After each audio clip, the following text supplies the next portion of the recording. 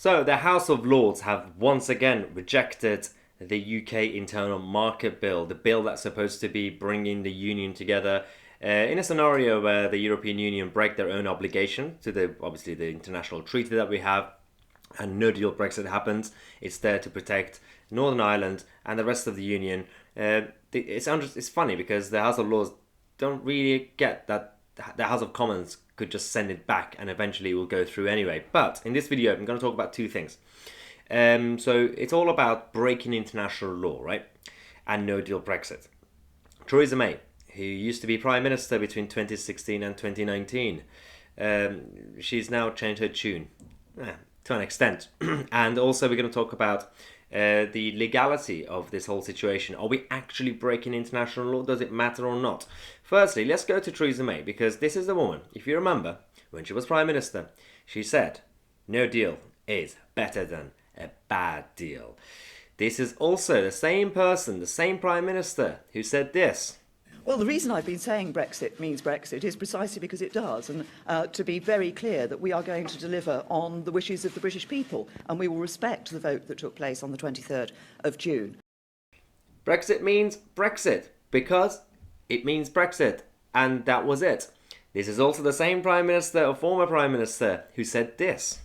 I've always been clear that we could make a success of no deal. Yeah, we could make a success of a no deal. Now, let's talk about what happened in Parliament yesterday, because there was a massive debate. Theresa May up against Michael Gove. When she was Prime Minister, Michael Gove worked under her. And the agenda was supposed to be to deliver Brexit, with or without a deal. She's now finally showing her true side and true face. And let's go to the clip before we actually start talking about the legality of this whole international treaty. So make sure to watch the whole thing. But first, let's go to this clip and I'm going to react to it. Prime Minister Theresa May. Thank you, Mr. Speaker. Can I thank my right honourable friend for his statement? The government appears resigned to the prospect of no deal. Yet one area in which they should not be resigned to the prospect of no deal is in security.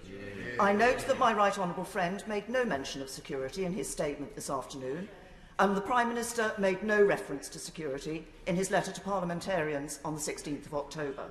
So will my right honourable friend confirm that if the UK walks away with no deal, then our police and other law enforcement agencies will no longer have the necessary access to databases such as PNR in order to be able to continue to identify and catch criminals and potential terrorists in order to keep us safe? Hang on. Okay, so she's talking about no deal, specifically in the area of security and cooperation. Considering her portfolio for 3 or 4 years was to understand the way, obviously, international security works and cooperation. When you have the United States of America, when you have Canada, when you have Australia and a number of other countries, South Korea, working with the rest of the Western Alliance, with the rest of Europe, Germany, France, Italy, without being a member of the European Union. She's talking about databases. And obviously Michael Gove is going to have a comeback in a minute. But the whole point of it is that you don't necessarily have to be a member of the European Union to have cooperation when it comes to international security. But also, whatever happened to no deal is better than a bad deal? Whatever happened to the fact that she said she wanted the UK to be sovereign, independent nation, and obviously will still cooperate with NATO and all the others that we're already part of? Let's go to Michael Gove. My right honourable friend makes a very important point about security. I'd say three things. I think the first thing to say is that a significant progress has been made in respect of security cooperation, but it is the case that the EU are insisting that before we have access to systems like the Schengen Information System 2, that we have to accept the jurisdiction of the European Court of Justice. We cannot accept that. The second thing... So that's the thing. The first point is, and he's absolutely right, the European Union have already said that if you want to take advantage of all our features that we have as a machine, as a United States of Europe, you have to obviously obey when it comes to the European Court of Justice and a number of other areas. That's wrong. And Michael Gove is going to continue to talk about how we're actually achieving a lot without being a member. Just watch this and just look at Theresa May's reaction. is that there are many, many areas in which we can cooperate more effectively to safeguard our borders outside the European Union than we ever could inside, through a variety of methods and arrangements open to us, open to Border Force and open to our security and intelligence services. We can intensify the security that we give to the British people. And the third thing I would say to the Right Honourable Lady is that I agree with her. When it comes to everything, security and other matters, no deal is better than a bad deal. Well, he's right. Did you see her reaction? So, Michael Gove mentioned that as an independent nation, like the United States of America, like Canada, like all the others, we are able to actually have these cooperations without being a member of the European Union. Her reaction, Theresa May's reaction, was simply, as you could see from her face, was that, how is that possible? You have to be a member of the EU. You have to be a member of a protectionist trade bloc in order for your country to be safe. You know, GCHQ, MI5, the police, all these guys, the Home Office, they can't survive without having Brussels and their bureaucrats telling us what to do and how to live our lives. This is the most absurd things I've ever seen, but it showed Theresa May's true face. We always knew she was a Remainer, and a lot of people trusted her at the time. I was always skeptical. You can see my old videos about this. And now here we are. But now when it comes to the internal market bill and this potentially breaking international law and this treaty that we've signed with the European Union, what is the truth behind it, considering we don't have a written constitution? So, according to Stephen Barrett, who's written for the Red Box in the Times, the law cannot provide answers to political decisions. This is an article and a letter that's been signed by a number of legal professionals who are sick and tired of the left-wing political lawyers making everything about the political game. So essentially, what this says is that we are independent lawyers from a wide cross-section of political beliefs and none who share concern at the growing tendency for legal and constitutional principles to be invoked as if they were knockdown arguments for or against political choices. It is suggested that the government's internal market bill might breach the rule of law by making possible a future breach of international law in the Northern Ireland Protocol to the withdrawal agreement. Now this whole, obviously, piece continues talking about how when it comes to international law, the consistency, because Parliament in this country is sovereign, and there's a link to the constitutional monarchy and Her Majesty the Queen herself. She may obviously legislate in a manner inconsistent with international law.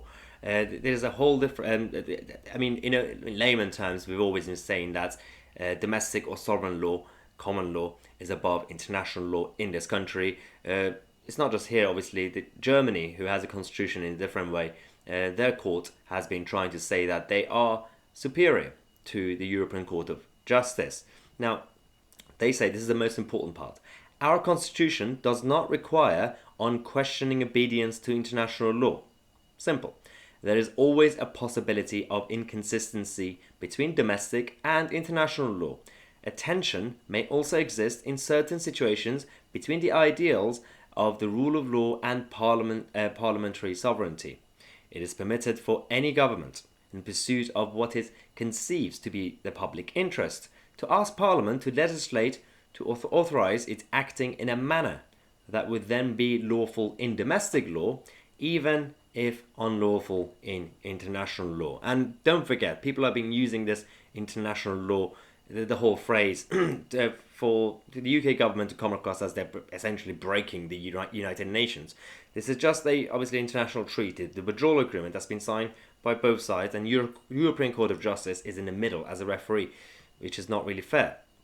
Now, we do not consider it to be helpful to invoke the rule of law, one of several important constitutional principles, as if its requirements were either always clear or always of overriding importance.